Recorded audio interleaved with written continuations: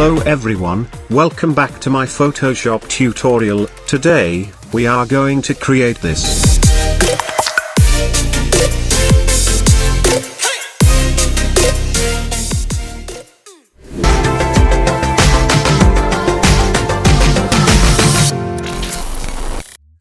Open Photoshop, and let's start by creating a curve adjustment. And make the curve something like to this. And then press Ctrl+I. Select the brush tool, and make sure that the white color is set as the foreground color. And brush like this.